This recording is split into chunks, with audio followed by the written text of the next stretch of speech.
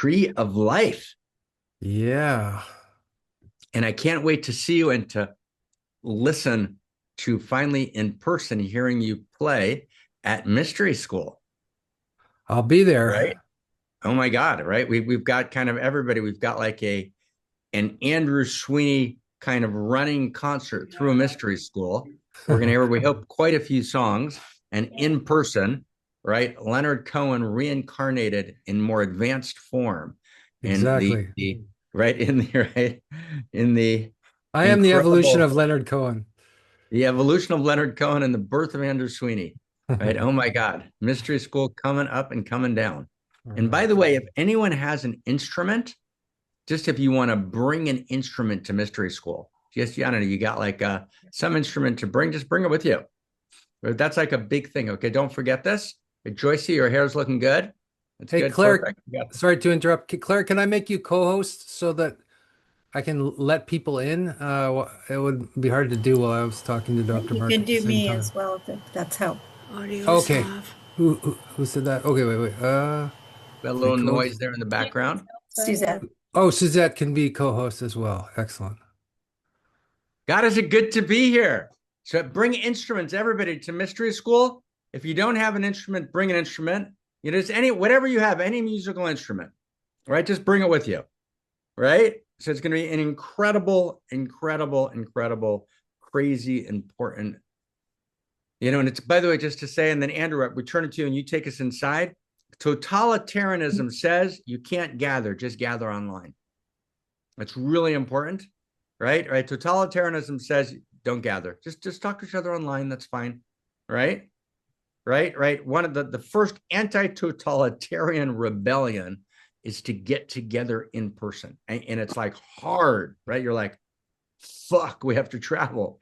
Right. It's like, right, I get it. It's expensive. It's a pain in the ass. It's hard. And right, literally, if you can't, that's what's happening in Iran. In Iran, they cut off the ability of people to gather. If we lose our ability to gather, right, in one of the foundational principles of the Constitution is the right for public gathering, right? Right? It's a big deal. So gathering is you think it doesn't make a difference, right? I'll just get the information online. It's completely different. So gathering is a very big deal, right? Right? Like, wow. And anyone who can show us their face, there's also this other weird thing that people do. I don't want to call anyone weird. I apologize. Sorry.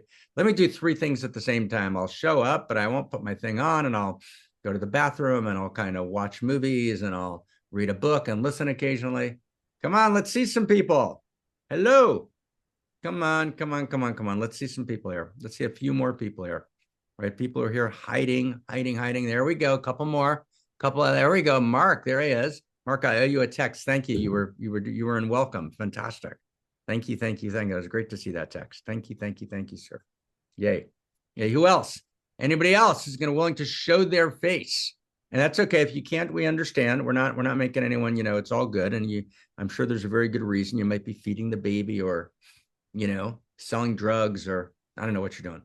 Okay. But if we can see you, we would be honored. Right? Kathy's kind of hiding over there, but I'm not going to call anyone out by name. No problem. Terry's hiding over there, but I'm not calling out by name. Okay, it's all good. All right. Stana, there's Simona. Right. Lisa Satelli. Hi, Lisa Satelli. How you doing? Jerry. Floa. And then Judy, are you here, Judy, or is your iPhone here? It says Judy's iPhone. You think it's Judy or her iPhone, Andrew? What do you think's here? Unclear. Um, Unclear. Unclear. Michael. Hi, Michael. Barry Hammer. Hi, Barry. Yay. All right. Take us inside. Okay, well, welcome everyone and welcome Dr. Mark. We're here to talk about a little book that we published at Parallax, which is a little big book. I mean, it's big because it has everything in it. Can somebody unspotlight me? I don't want to be spotlighted. I like to see everybody. But we like to see you. You're Somebody looking good just there. spotlighted me. Okay, anyway, doesn't matter. Um, in any case, Guys, spotlight him. Spotlight him for a second so we can all look at him. Come on. Just for a second, and we'll move him back. Go ahead. It's like Unspotlight. talking to you. It's like having an interview with yourself. That's the problem with spotlighting. Yeah. Okay, I'm gonna hold this book out. Yeah, I want everyone to see the book. That's why I wanted to spotlight it. Actually, seriously, who's ever doing the spotlights, everyone can see the book. It's much easier. Okay, Okay. there we go. There we Oh, go. it's a little Andrew, you blurry. did a beautiful job on the book, man. This is It's Andrew's publishing company. It's it's a beautiful. beautiful little book, I think. And actually, I know it's a beautiful little book. And buy it. It's awesome. It'll give you a tongue-tip taste of the Tree of Life, right? Which is kind of the point. It'll give you, it's an introduction in a way, but also it is particular, and it's a conversation we had a few years ago, which I didn't want to just get lost on the internet. I wanted to document it in some kind of way. So that's what it is. Yay. That's one Um, that is super wonderful. so can I make it just I thought of I picked it up and I thought that I found the perfect introduction. If that would be all right, if I could just read Please a couple things. And this is a follow me, sir. classical image of the tree of life. Number one, this is in the book. All is God and God is all. Number two, there is a withdrawal, a divine kenosis. Number three, a shaft of divine light enters the void. Number four, the manifest arises in 10 sefirot, 10 vessels of light. Number five, the light is too intense for any structure to contain. Number six, the vessels shatter. Number seven, the broken shards scatter throughout the world. Broken vessels, broken hearts, broken ideologies, broken hallelujahs. And here's the critical point. The role of the tzaddik, the righteous one, is to gather these broken vessels and liberate the sparks of light within each one. And that's what we're doing. That's what Dr. Marc Gafni is doing. And can you talk about that a little? Yeah. Yeah, God. I'll tell you, it's a first of it's great to be together, everyone. It just is super great to be together. And I have the same just say I have the same predilection that Andrew has, which can take me off because look at everybody. Yeah, I know exactly. You I can just like change your look at everybody. settings so you don't see yourself, Mark. You can just put gallery view on. Oh, I can. You can do that. Okay, so you can do that. Okay, I'll do Even that. if you're spotlighted, you should be able to. Okay, so you guys can spotlight and I'll put gallery view. That's perfect. Okay, that's thank you, David. Technology helps. Okay, so let's do that. Okay, so let's just see for a second, right? The I'll just tell you a funny story. So I was talking recently to a dear friend,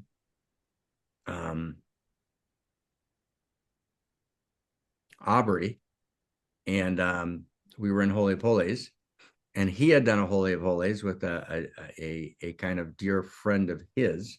I've also done some Holy of Holies with Jake, and they were doing Tree of Life, right? So because we had done a deep dive of Tree of Life, and I send Ab the book, Andrew, and they opened the conversation, by saying, right, the Tree of Life is the story of God is Eros, or the story of God is fuck, or the story of what we used to say a decade ago, God got us as fuck, GGIF. God got us as fuck. And we wrote an essay that Sally Kempton, the great feminist teacher of Kashmir Shaivism, Sally said, Mark, you can't say that unless you write a full essay explaining what that means, because it'll be misunderstood. So we wrote an essay, which appears in the Phenomenology, a 15,000 word essay called On the Word Fuck. Right. And kind of, the word fuck, of course, is originally a word that has nothing to do with sex, and it's about intensification of experience. Right. Right. You can fuck a moment open. That's fucking awesome. Right. And its beautiful side. Right. Or like, when you're like ecstatic, fuck. Right. And then, of course, it has its degrading side, which is I'm going to fuck you up. Right. You know what I mean? Right. Because all this has nothing to do with sexuality. You understand? Right. I'm going to fuck you up. This is so fucked up. Right. So one talks about the intensification of experience in which the implicit Andrew, coherence of reality, right, is disclosed. Fucking awesome, right? Right? Right? And remember, fuck always intensifies, right, the prior part of the sentence, right? So for example, fucking beautiful is far more beautiful than average beautiful.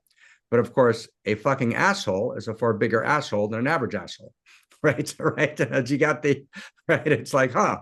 Right. So it's this intensifier, right? It's this intensifier of experience, right? Just a And footnote here, Dr. Mark. People are always saying we're all fucked. That's right, another right. that's another thing I might add to that. Yeah. right, right. And we're all fucked means we're not coherent. Yeah. Right, right. It's that right. That's the other side of it, which is the right. It's the disco. It's the incoherence of things. Right, right. Things are not coherent. Things are not right as they should be. Right. Does that make sense?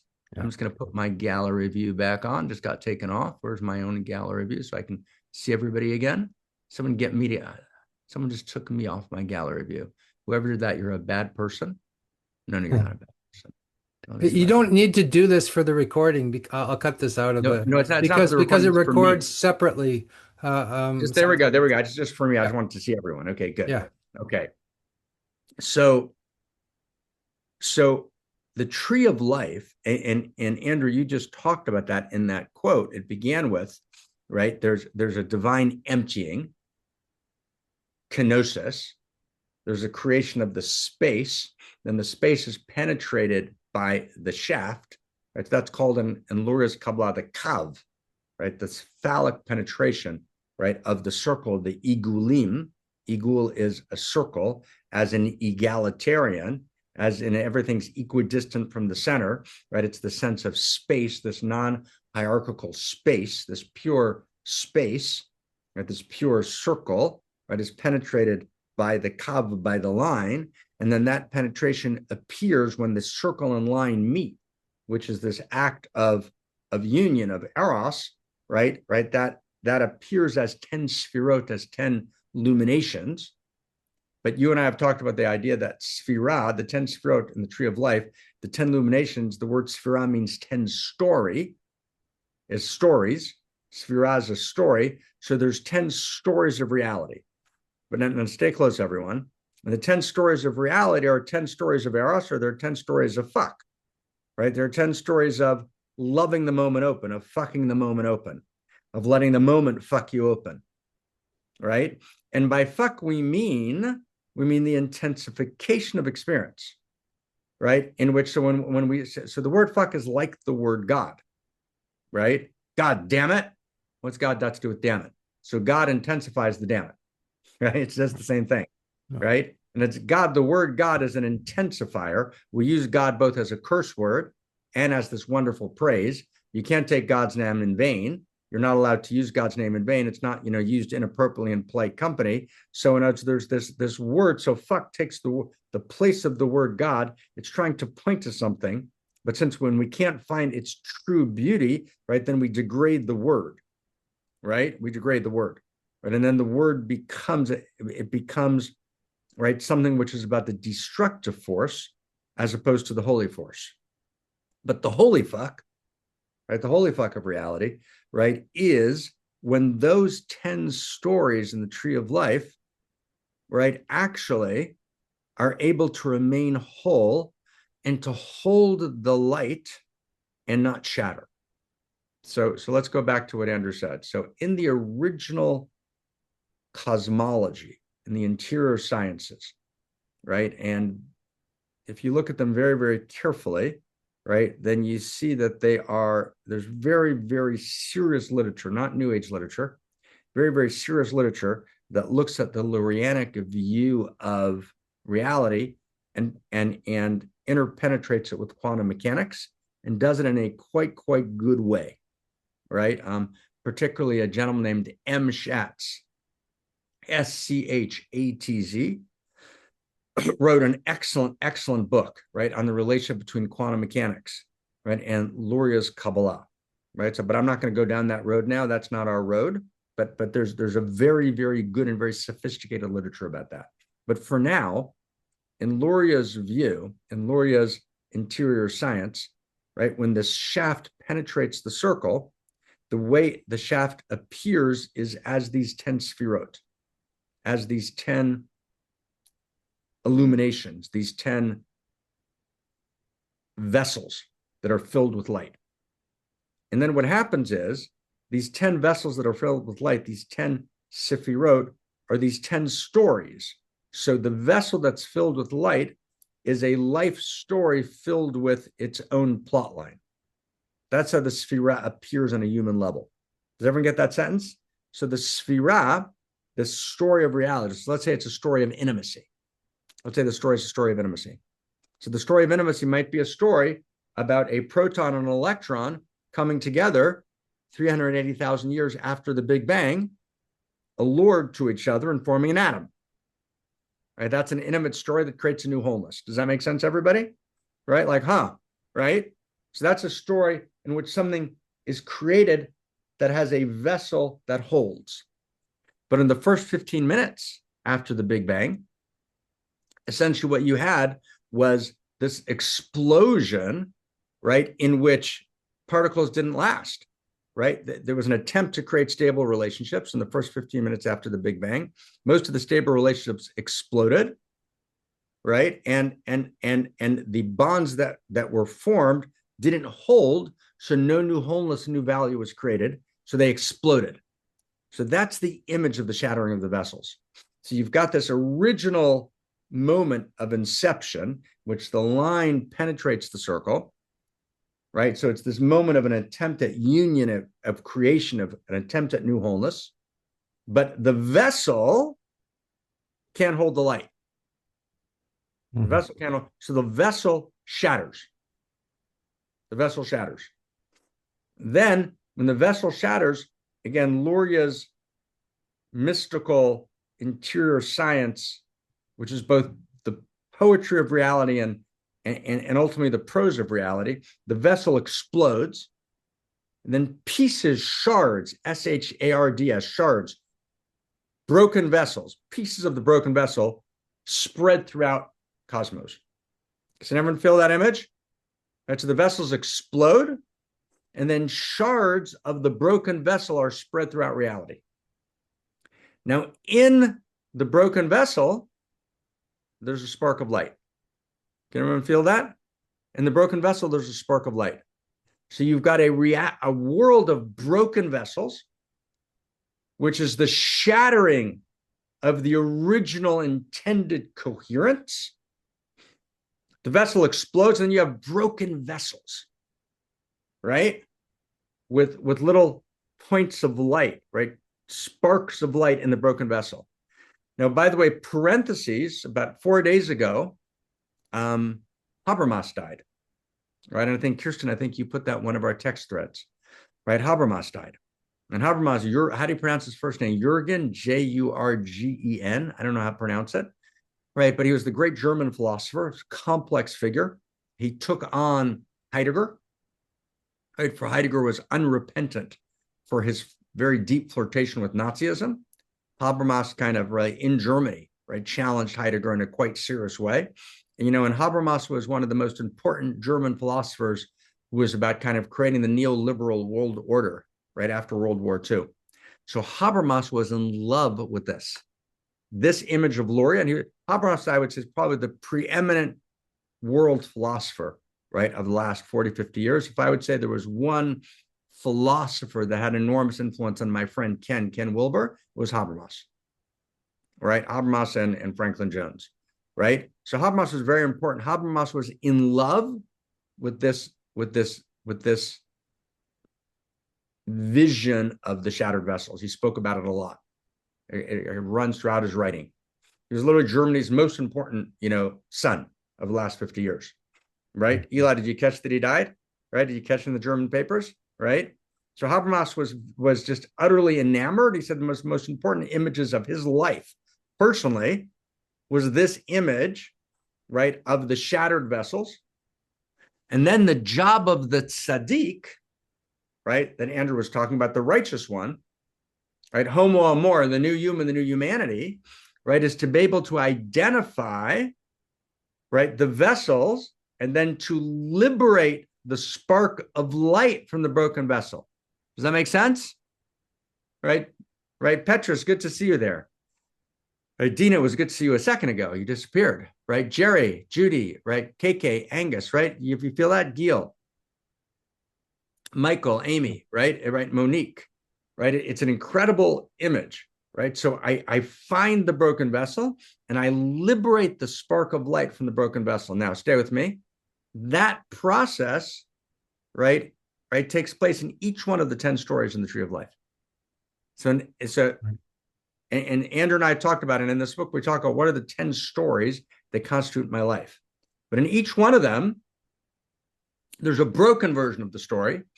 And then my life task, my life mission, the reason I'm born, right, is to go into that broken vessel and affect a liberation. Now, here's the thing. Your broken vessels are not my broken vessels. Does that make sense? So in one sense, we share vessels in common. We all have a shared fixing, the word in Hebrew, tikkun, Tikkun, a shared fixing. But we also have each of us a unique tikkun, a unique fixing. And that unique fixing is the broken vessels whose sparks can only be liberated by me living my unique life story. So my friend Daniel, let's say I step into, let's just make up an image between us, right? A little conversation. Let's say I'm just making this up now. Let's say I step into a new vision of parenting, for example, right? So I'm going to step into a new vision of parenting, but I'm not just a parent. I'm not a generic parent. No, there's a unique quality in my parenting, right? In that relational structure called parenting. And if I can actually do a fixing, a tikkun in my unique parenting, but I do it for the sake of the whole. So I don't do it as a separate self, kind of working out some psychological issue in family systems, which is maybe a good thing to examine. And maybe those are helpful tools, but I affect my unique tikkun for the sake of the all, for the sake of the whole. That, Eli, that's wholemate. Wholemate means I'm doing Mark's life. I'm doing Eli's life, right? I'm doing Angel's life for the sake of the whole. So on the one hand, reality is having an angel experience, right? And I can't be jealous of Angel, although there's lots of reasons I should be, but I can't because it's his life. And he's not jealous of Mark. I can't actually think of why he would be, but it's not his life, right? We're not jealous of each other because we each are unique divine stories. And my job is not to live in Montana at this moment, but it's Joni's job right now. Joni's got to be living in Montana right now. That's hers too. It's not mine to do, but it's hers to do. Don't worry about the spiders. We'll deal with that. Right. It's like, right? It's like, all right, Jamie's supposed to be back from Japan, right? Kind of getting over his jet lag, finding his way. That's what Jamie's supposed to be doing, right? Suzette's supposed to be in Santa Cruz, chief of staff, right? Loving it open, right? Everyone's where they're supposed to be, right? Where's Lee Razi supposed to be? She's supposed to be in Corsica, of course, right? Stana, right? That's so. But in that life, it's not just about my fulfillment. It's not just about being a hero of my life. It's about being a hero of my life in which what I experience as my life expands, right? Right. When me and David think about what's my life is not just my narrow story. My sacred autobiography is much bigger and wider than I thought. I take a bigger and wider responsibility. But even so, there's a unique life pattern that allows me to uniquely fix something, to heal something in the fabric of the whole. I can liberate that spark of light that can't be liberated by anyone other than myself. Andrew, it's just a shocking realization. And it's not the last thing I turn back here. It's not my Myers-Briggs test, right? We say all the time, right, Lee Razi? It's not my life mission exactly. Those words don't translate well, right? It's much bigger than that, right? And it's the whole is in me and I am in the whole. And as the whole in me, right, there is a unique vector, right, which allows me to make, right, David has a unique tikkun to make. David has a unique fixing to make, David Eitan, right? That can't be made by anyone that ever was or will be. In order to make that, I've got to be audacious. I have to take my unique risk, right? I've got to take my unique risk. I've got to think and feel wider than I ever thought I could, but not bypassing my personal sacred autobiography. Those two have to be in a very deep, enmeshed dance and all the time in a feeling tone. And that what I do is I literally liberate that spark of light that's trapped in that broken vessel. But again, I got to be very, very careful not to translate that into, this is not Campbell's hero's journey. It's not. Campbell's hero's journey is too small. It's too narrow, right? It's too much of a license for narcissism, right? And even a couple can become a narcissism of two, right? Right? It's like, no. It's not narcissism. A narcissist actually hates themselves, right? And therefore focuses exclusively on themselves as an expression of that internal disgust. That's the ideology of narcissism. I'm madly in love, right, with reality, right? Through the unique prism of my life. So I'm both in my life, but my life is not a wall. My life is a window. Maybe that's the best way to say it. Right. In other words, right. And the same with the people I love. The people I love are not a wall. Sometimes I look at my sons, I look at my daughters, they're a wall. That's where my love goes to my daughters, goes to my sons. No, my daughters are a mirror. My sons are a mirror. My sons and daughters are a mirror. Through my love of them, my sons and daughters might be my physical, biological sons and daughters, or it might be my creations. Right? That's often, right? There's an organ. I just sent Zach a note this morning, Zach Stein. I said, how are the twins? Right? So he's like, the twins, right? So I said, oh, volume 1 and volume 2 of Silicon Maze, the twins. I said, oh, the twins, right? How are the twins? The twins are good, right? Right. So it's right. And in different, sometimes in a lifetime, we raise biological children. Sometimes we raise, right, organismic children of books. Right. You and I have raised a whole bunch of kids together, right, Czar? We're raising children. That's what we're doing. That's real. That's absolutely real. That's absolutely real. Okay, Andrew, thank you. That was just to give you a sense of that. So a few things I wanted to ask you. Please. We did a course. And thoughts on everything. Yeah, we did a course recently on pre-tragic, tragic, post-tragic.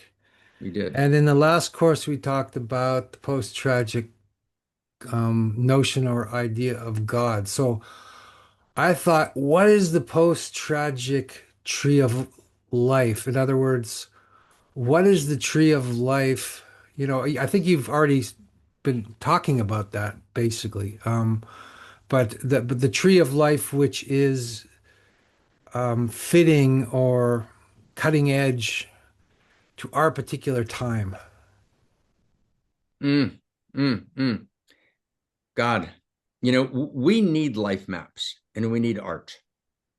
Let me just go slow for a second, right? So the Renaissance was about art and about music, and it was about science, and it was about new forms of truth, and it was about a new story of value. We need all of it together. So let's take that's step one. And it's very beautiful. Andrew always points us in the right direction. So that's one. That's step one. Step two, the Renaissance looks at this tragedy of the Black Death and wants to go post-tragic. So the only way you can go post-tragic to the tragedy of the Black Death that's ripping the world apart at the time of the Renaissance is you need a new story of value, which in order to have a new story of value, you need new music, and you need new art, and you need new ritual, and you need a new view of religion, you need all of that. So, and we're going to come exactly to the tree of life issue. I got the, right, what's the post-tragic tree of life? So we're holding that in the background, okay? So that's two. Okay, so our background, everyone with us, is this too complicated? I'm putting in the background for a second Andrew's question, but we got it kind of in the screen in the back. What's the post-tragic tree of life, okay? Everyone good? Then we said 1 and 2. I'm going to get to 3, okay? So there's a movie out that that's called Hamnet, okay?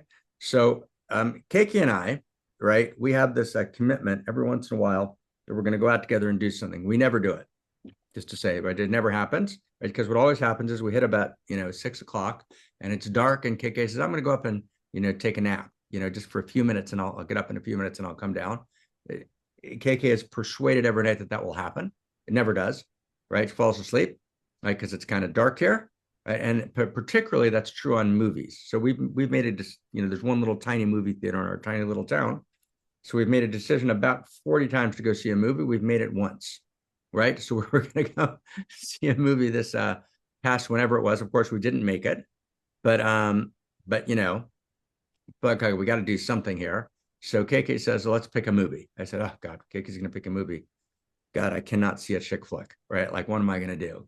Could I manage to like read a book on my phone while we're seeing the movie? What am I going to do? I got this major problem. And then KK says, okay, let's watch Hamnet. I said, oh, that's interesting. Hamnet. Let's watch Hamnet. Okay. So I'm into that. Hamnet. So Hamnet's this movie about Hamlet, right? About Shakespeare, William Shakespeare, who's married to Anne, right? And she's basically the daughter of a witch, right? It's worked by the woman who played in it. I don't remember her name, won the Oscar, right? She was actually fantastic. So Hamnet in English at that time is Hamlet. So Hamnet is, right, the English name for Hamlet, right? And so Shakespeare marries Anne. They have an original daughter, and then they later have twins. She is his wife, Anne, basically is this daughter of this kind of like a witch figure. And if you got to remember what's going on, although none of this appears in the movie. Shakespeare's patron is King James, if you're familiar. Shakespeare is mid-16th century. He dies at 52, right? He's writing from 1516, 1570 to 1605, 1610, approximately. That right? So he's exactly the time of Luria, essentially, right? He's in England, and Shakespeare is the jester in the court, right? And as the old world's falling apart, the new world hasn't been born. King James is burning witches.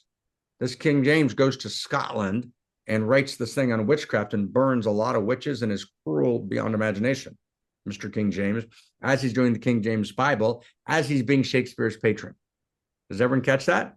As Shakespeare is essentially married to a witch, right? Everyone, are we tracking the story here?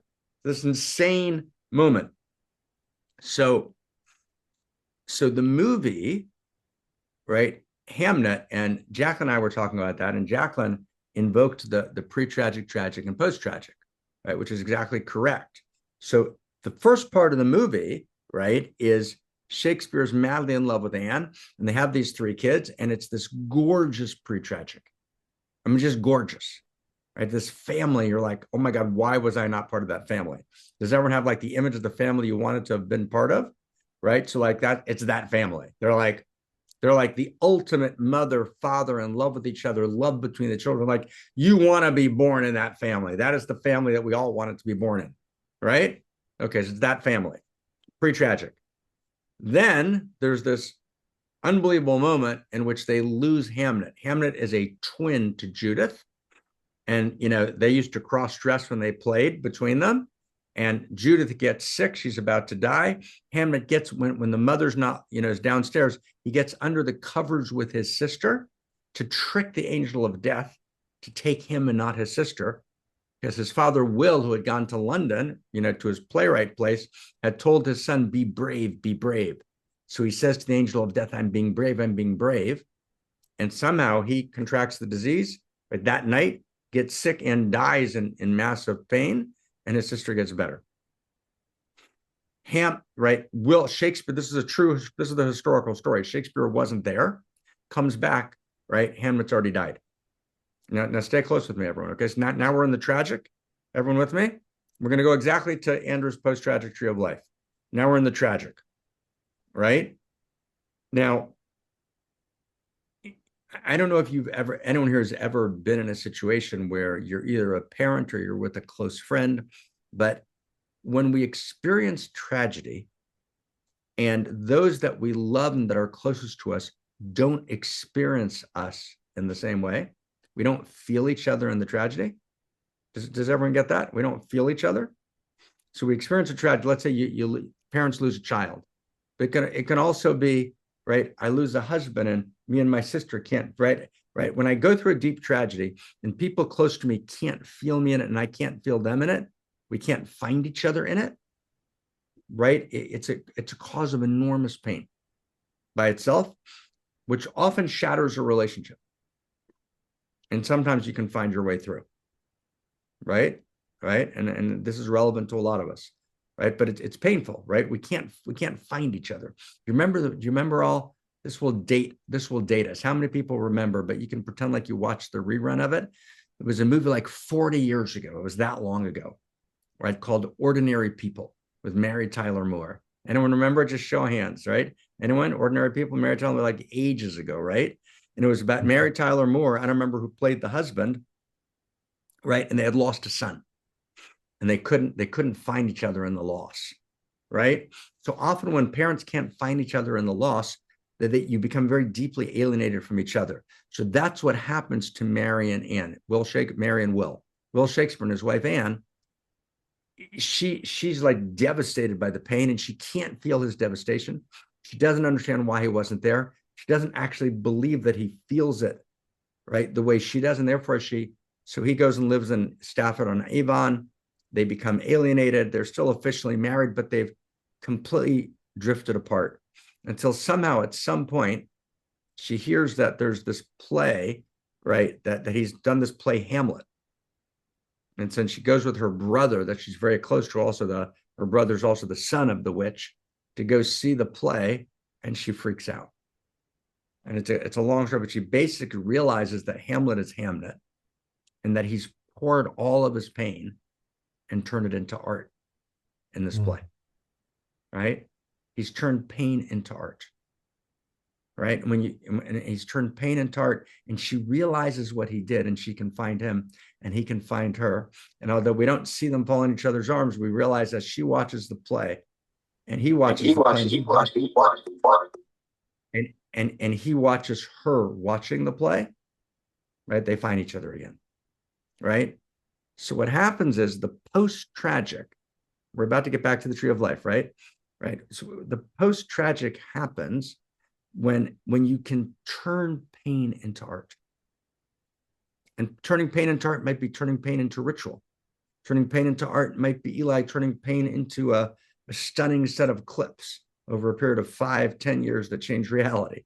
Art's got many distressing disguises, but I turn my pain of life into creation, right?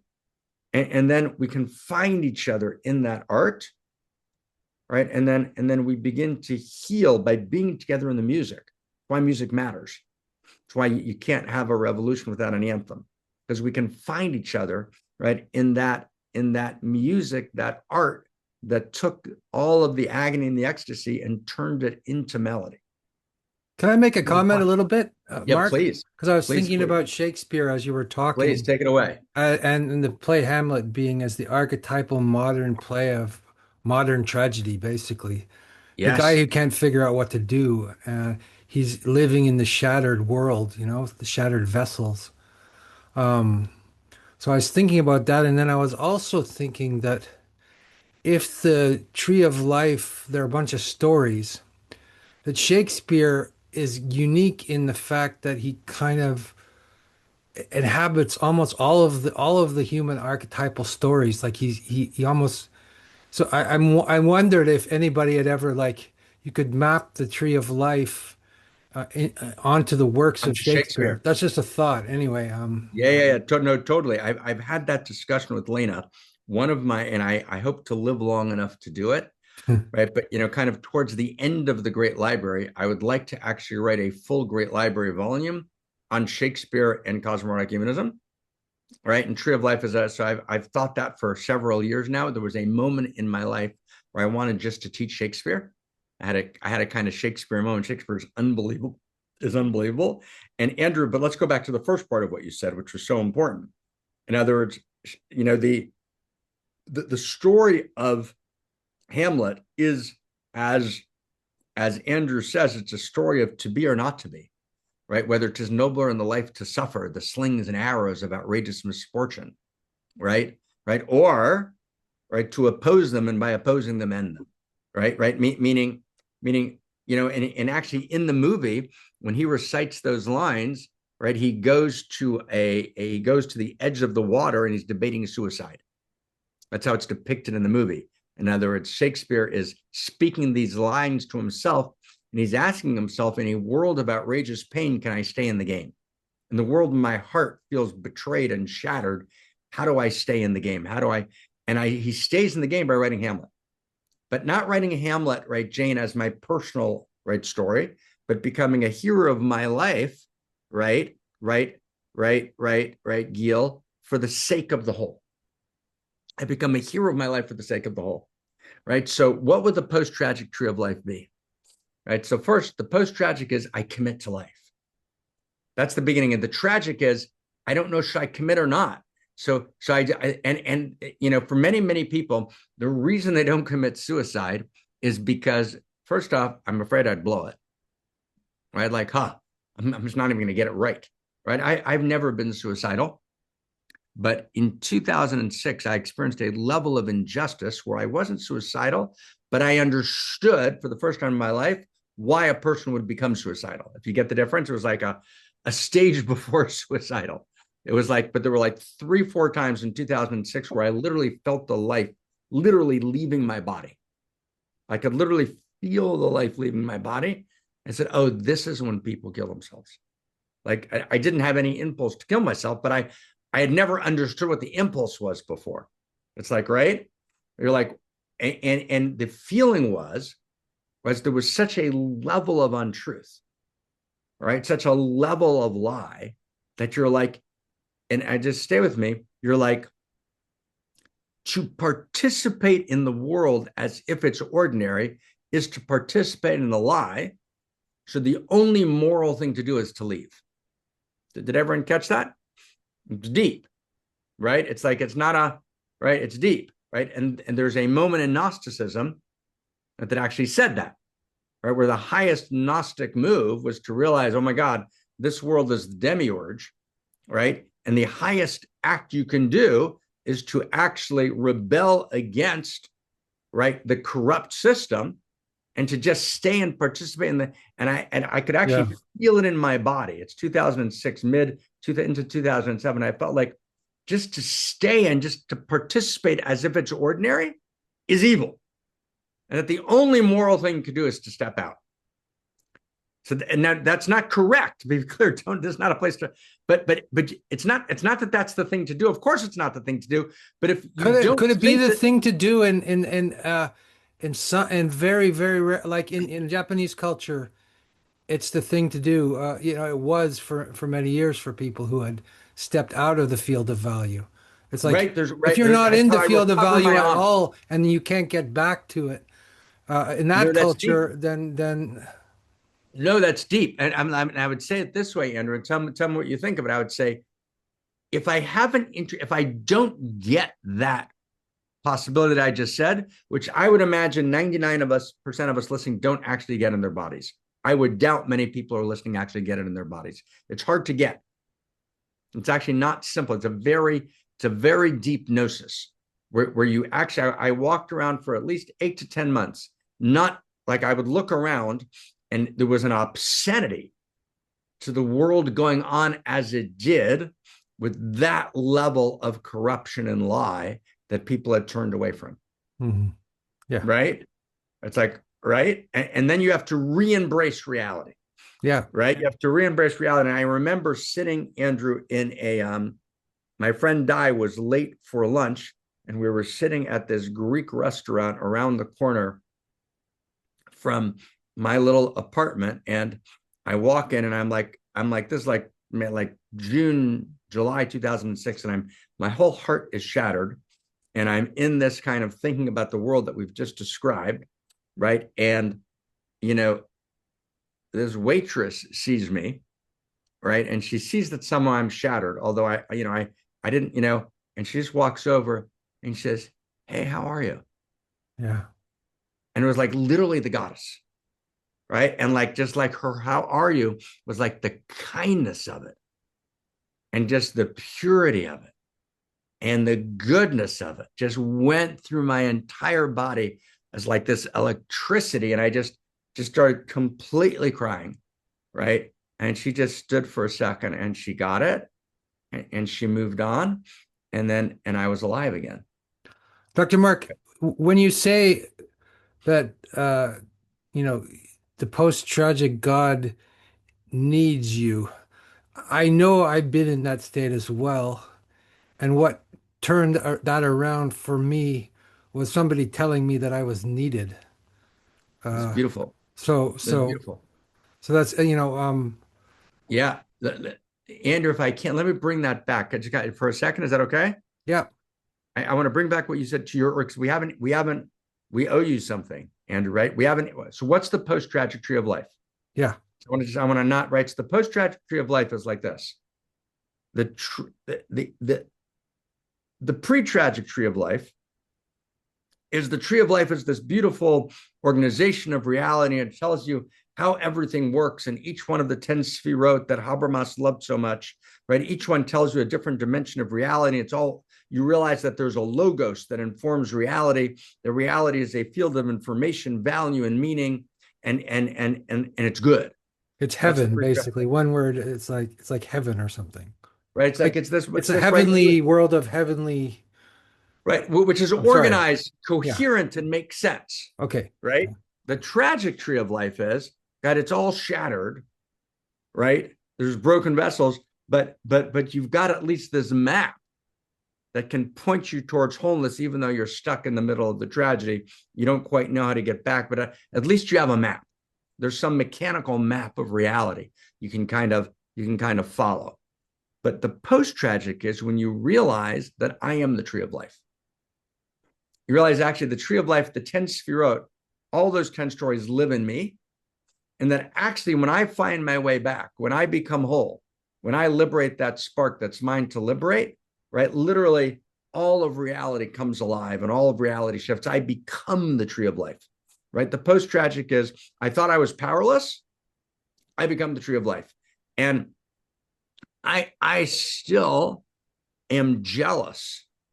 I'm intensely jealous of Marc Gafni in July, right? In 2006, sitting in Salt Lake City, because in those moments when that waitress said hello, and somehow Goddess gave me the strength to collect myself in that moment, and I was able to somehow make that shattering whole for a moment, you could feel the light, right, spreading through reality.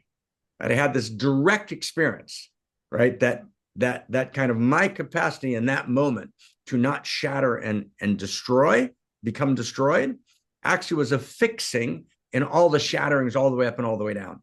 And I'm jealous of that. I'm often jealous of myself, right? Of the, and it's not that I want to go back there, but the intensity of that year, 2 years, everything was so real and so alive and so clear, and everything mattered so much, right?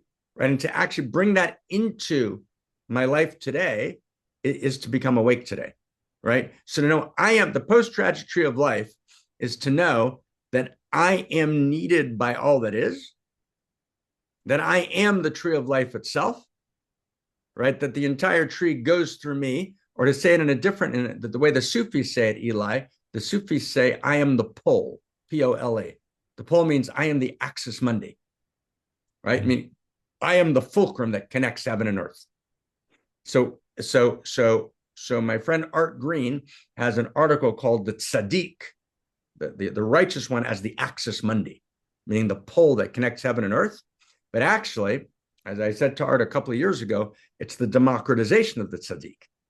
It's the democratization of the righteous one. That's homo amor. That each of us are a unique axis mundi, right? A pole, the Sufi word, right? The ladder connecting heaven and earth. And that's actually how I experience my life. And that's not grandiosity, right? Right? Mark's got 2 names. He's got 3 names. I'm a little jealous. He got 3 names.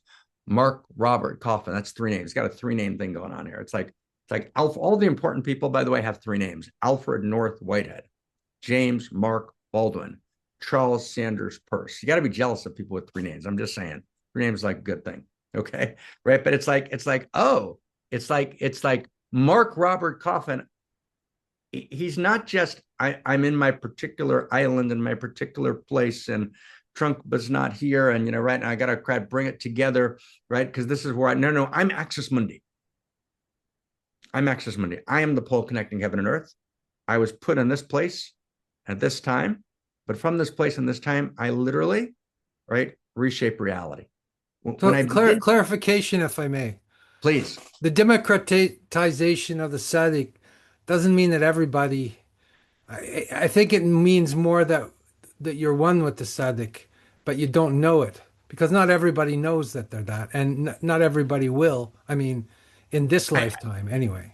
So there is a hierarchy of there's oak trees, and then there's no. So before he died, I had a whole bunch of conversations with Andrew Cohen, right? And I spoke to Andrew specifically because he went through a very big shattering, and he did a very big apology after his shattering, but still, kind of the politics of the spiritual world were such that many people didn't want to give him a chance. So I especially wanted to talk to Andrew at a time when it was the politically incorrect thing to do, and so we did a series of dialogues. And I was talking to Andrew about the democratization of enlightenment, of which there are sections on in Radical Kabbalah, that original work that I was delighted to write, some 15, 20 years ago. And Andrew was like, kind of appalled by the idea because, Andrew was very, very kind of committed to the hierarchies of attainment, right, as you're pointing to. And that's not wrong. Democratization of enlightenment, as Andrew Sweeny is pointing out, right, is not a leveling of differences. That's your point, which is correct. It's not a homogenization of the tzaddik. It's a democratization. And the democratization means that everyone is a unique tzaddik in their unique circle of intimacy and influence, giving their unique gift in the way that they can give it. But what that means is, if we can go back to our three named, right, tzaddik, right? The famous Mark Robert Coffin, right? Friend of Alfred North Whitehead, right? So let's say we're just borrowing your name with permission and your persona with your permission. So if he lives his life and he meets a particular challenge in his particular environment and reinvigorates something in a particular way, and perhaps we can do some of that together, that's our conversation to be had, right? And he's successful locally, that's one success. But if he experiences his local invitation as being cosmic in nature, and he intends whatever he creates for the sake of the all. So let's say, I don't know, let's say he's lending his voice to a book on welcome, right? And he's recording, right, kind of dharma, right, through the prism of his voice. But his intention is not to do a local project. His intention is he's pouring the purity of desire for healing into the whole, that purity that he's pouring, right, into this particular act of recording a book on welcome, right? If he does that as a tzaddik for the sake of the whole world changes. And so that's what Cook in his mystical diary, right, describes Tzimtzum, which is how we started with Habermas. Right? Remember, Eli, the divinity, Tzimtzum is about God empties herself out of world. Another description of it is God contracts into a point, a singularity out of which explodes the world. Okay. So imagine I'm walking in St. Johnsbury, which is not very big, right? And, and I get to some corner and I see there, right, an old, man who's like, 93 years old, and it looks like he's going to have a rough time crossing the street. Right. And so I stop and I help him across the street. Now I could stop and help him across the street as kind of like a detail, nice thing to do. God, I'm going to help the old man across the street. That's nice.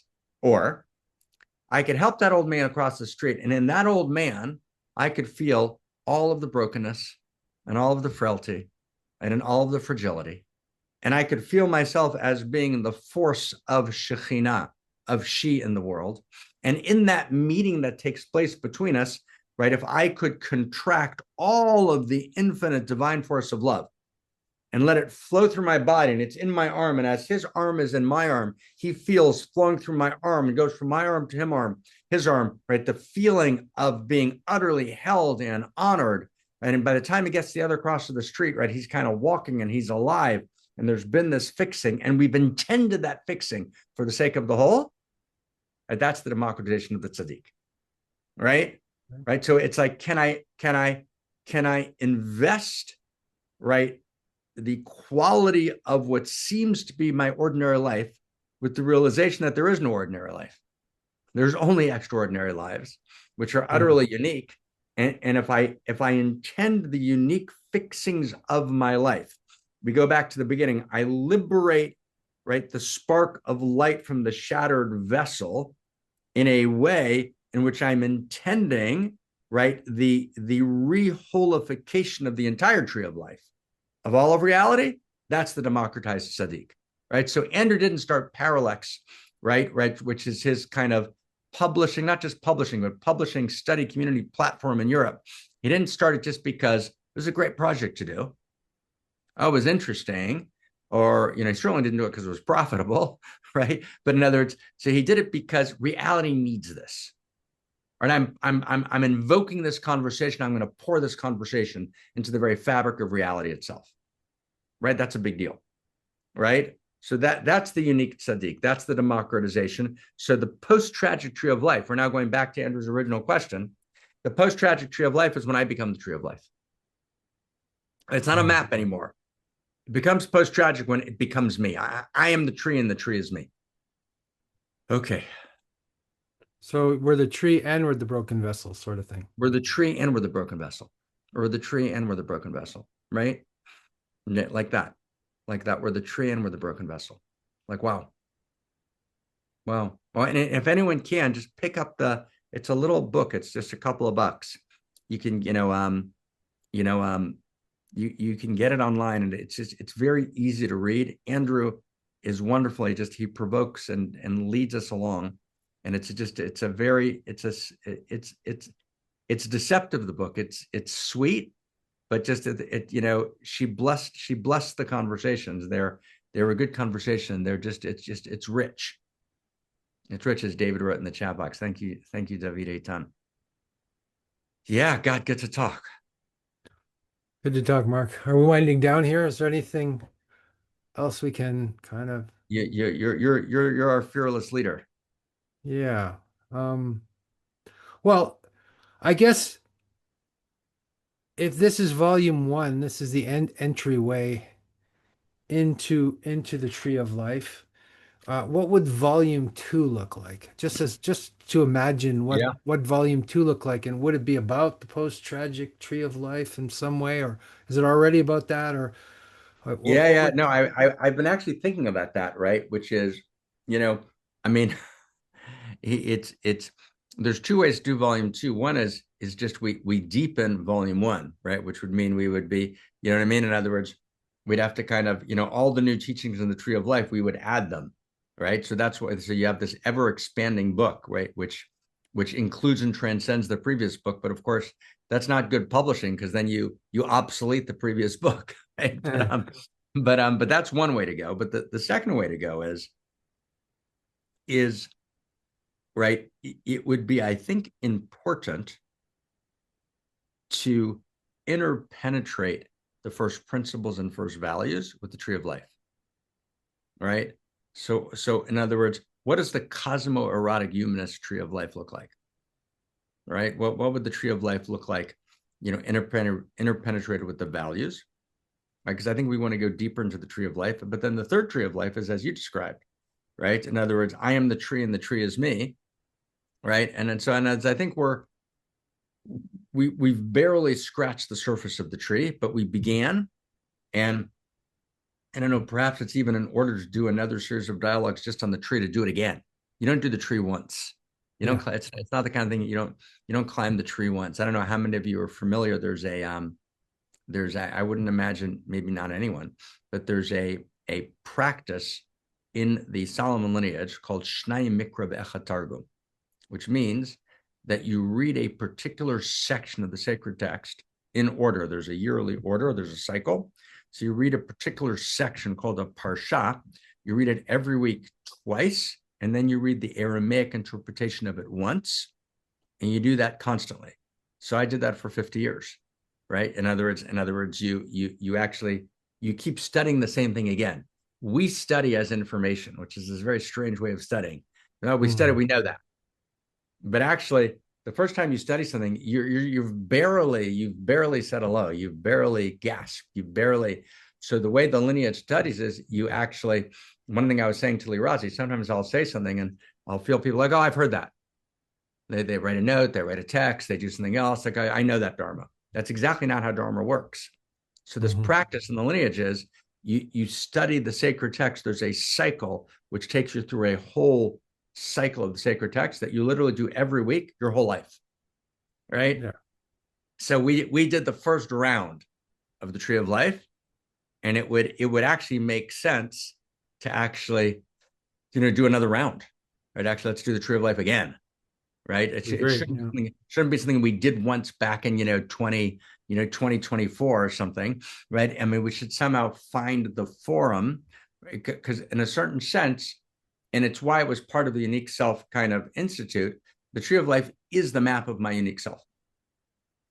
Right. The Tree of Life is the, well, let me say it better. It's the Solomon lineage map of unique self. And when we talk about, in cosmologic humanism, weaving together pre-modern interior science with the modernity and post-modernity, right, into a new whole. So one of the actions we would actually, what would that actually mean? It would mean post-tragic Tree of Life. That's what Andrew was asking. He was saying, what does it mean? Are those just words? We say we're going to, right, like cosmologic humanism, right, the integration of the leading edge, right, insights of pre-modern, modern, and postmodern into a new synergistic whole greater than the sum of the parts, which is the new story of value. We've said that 1,000 times. And each time we say it, it animates me again. But what does that mean? So one example of what that means is what we're doing right here. We're taking the Tree of Life, which is a quote unquote pre-modern classical interior science. Yeah. We're letting it play with modernity. We're aware of postmodernity, and we're retelling that story and integrating it in this larger story of value, right, Eli? That is the exact movement, right? But it's different than kind of the New Age move. Let me study ancient shamanism to return to the kind. No, we're not going back. It's not a regressive move, right? It's an evolutionary move. Well, I'm wondering, like, as you say, I like what you said about information, because it seems it's the opposite that we do. The more that you would study it, the more mysterious it would become. Totally. Obviously, like, even if you have a million maps of it, it still doesn't exhaust itself of its, potency. And that's why it would be at the very center of all of these things. I love that. So here's and then I'll go wherever you want to go, but this is my potential closing thought, right? But it's like this. So what would it mean? And I'm always just kind of, Andrew is the text, I'm the interpreter. So I'm interpreting his text, which is the text that he put in the space was, what is the post-tragic Tree of Life? That's the second part of our conversation. It's the koan we're operating with. So we can make that super real. So we said that the post-tragic Tree of Life is I become the Tree of Life, right? Okay, so watch. So let's say I'm in a relationship with someone, right? I'm in a love relationship. Pre-tragic is we're just excited by each other, right? A new friend, right? A new evolutionary partner, right? This, right? Deep, right? We're like wildly excited. Tragic is, right, we're hurt by something, we can't figure out the vessel which can hold the depth of our gnosis or our love or our relationship, right? We're in the tragic. We don't quite know how to hold it, right? And we're in the tragic because we feel like, oh, now I really understand them, right? Like I still love them. The tragic, right? It's the station two. I'm madly in love, right? But I feel like, that feel when you feel like you understand a person, right? Like, and so you love them, but you also feel like you're kind of done in a certain sense. You've exhausted their depth. You get their depth. Yeah. Post-tragic is they become mysterious again. Yeah. You're willing to give your beloved permission to be mysterious again, right? And as you're willing to let go of that which you're convinced that you know, right? I know all the moves you make, right? And you're willing to actually get underneath, right, the veiled critique. I'm willing to get underneath the hidden disappointment. I'm willing to get underneath the broken vessel, right? So the broken vessel is obviously tragic. Pre-tragic is, right, the inception of reality. The light penetrates the shaft, it fills up, and there's this perfect order of 10 vessels. That's the original tree of life before the shattering. That's pre-tragic, right? And Krista, we have to make sure that Tali gets this pre-tragic material. That's pre-tragic. Then the shattering of the vessels, that's tragic. Yeah. Right. So the right was shattered. Now, post-tragic is I reapproach the vessel. And I think I've already done the topography of the broken vessel. I know the topography and the psychology of the broken vessel. But then, no. Then I say, I stop. I say, no. That broken vessel that I've psychologized and I've applied all my rules and principles to. And that's why sometimes people who can be most blown away by the mystery, but are afraid to let themselves be carried by the mystery. So what they do is they make charts. They make lists and charts right and kind of systems, and they operate according to their systems, and that allows them to feel safe. And that's not bad. That's okay. But there's a place I've got to let my lists go and let the method go. And I've got to approach that broken vessel that I think I've worked out and I understand perfectly, and actually remystify it. Right? There's a remystification, all right? I've got to let it become mysterious again. And then I begin to realize, oh my God, hidden in the broken vessel is a spark of light that I never knew was there. And right? Isn't that beautiful? Well, yeah, and I was also thinking you that's the analogy of the relationship, but it's also the analogy of the whole world, and it's also the analogy of the second religiosity or whatever, the people moving back into the mystery after experiencing the wasteland of modernity and yeah. I'm reclaiming, I'm willing to be mystified again. Right? In other words, right? And if you look at the kind of psychological literature, the attachment literature, they talk about there's an early mystification, then they talk about you got to go through a demystification. So one of the great popularizers was actually quite intelligent. He was very, very smart. But he was also a popularizer, John Bradshaw, right? Kind of in the, mid 80s, did a lot of popularization of kind of the homecoming early childhood material, right? And he talks about demystification. We're talking about remystification on the other side. Yeah. So I'm willing to let you be a fresh vessel. I'm willing to see you for the first time. Now, it doesn't mean that I lose everything that I know, but it means I realize you're deeper than I thought you were. I thought you were insanely deep. It's not that I didn't love you. I loved you insanely, but I thought I had you worked out. Yeah. Whether it's my friend, my teacher, my beloved, my partner, right? My initiate, right? Now we think, but I'm willing to let you be mystery again, and to realize that in your brokenness, because we all have our brokenness, we're all broken vessels for the light. In your brokenness, there's a hidden spark. And if I'm willing to be the tzaddik to you, and the tzaddik means I'm the righteous one in devotion to your blooming. I'm going to bracket myself to be in devotion to your blooming. I'll be able to identify and liberate a spark of light in your broken vessel that I could never, ever even see before or feel. Right? You've become the tree of life.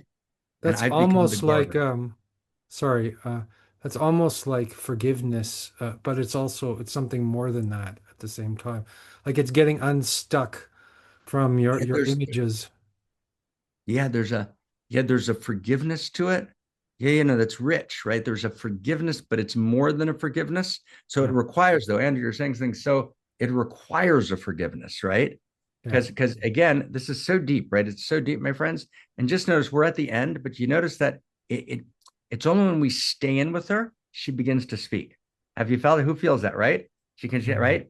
There's a forgiveness, and the forgiveness is, right? Even the people we're closest to, right? We have all the ways we haven't forgiven them, right? What we say we have, but we're actually holding this tightness of when they were right, and we're holding this being right, and we're holding that they just didn't really get me, and we don't actually feel them, right? There's actually a forgiveness, but then the forgiveness flowers a new opening, right?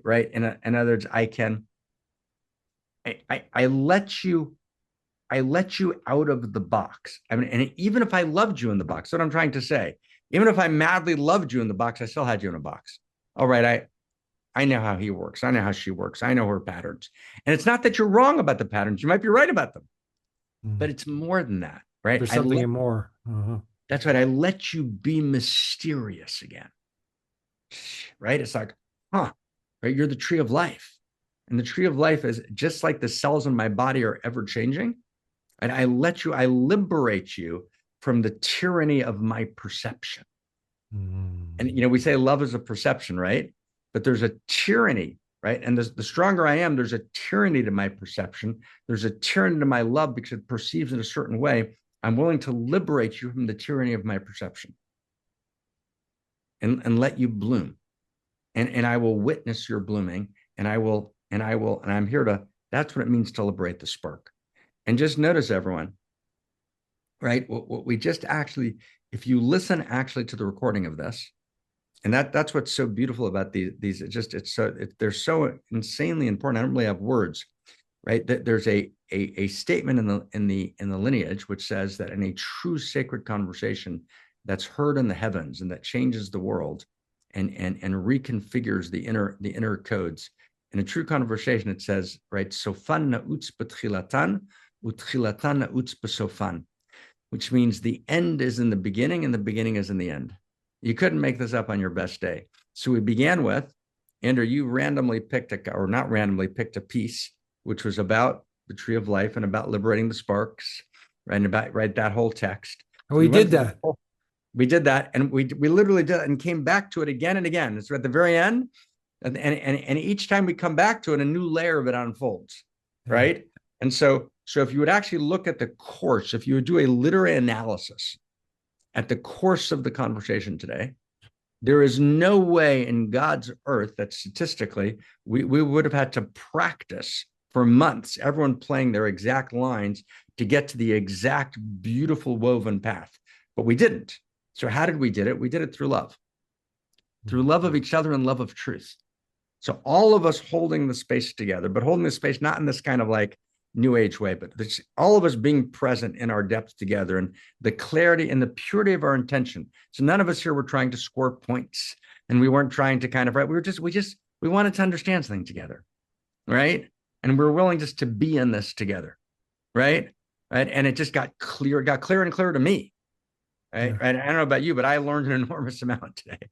Right? Especially at the very end, I feel something extremely helpful was imparted, and on a practical level with myself and relationships I have with actual people.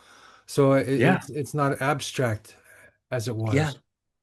All of this is just words until we live it in the stories of our lives, right? All of this is just words. Yay. Yeah, and it's just, by the way, it's just nice to see each other, isn't it? It's just nice to see each other, right? Angus, you're like an embodied person. I thought you were just a name on the screen. Damn. It's good to see you, brother. Mwah, mwah, mwah, mwah. Yeah, it's just good. It's good to be together, right? It's just so good to be together. It's a good moment. That's joy, right? Everything's in the world, and this is joy right here. That's what it feels like right here, right now. Cha. Andrew, you know, give us a last word. Oh, just thank you so much, Dr. Mark. That was absolutely wonderful as always, and crazy delight, right? Some new layer, some new veil falls off of my eyes every time I talk to you. So thanks so much. Crazy beautiful, guys. Crazy beautiful, and friends. And get the book, everyone. Yeah, buy the buy the book. Parallax. Get the book.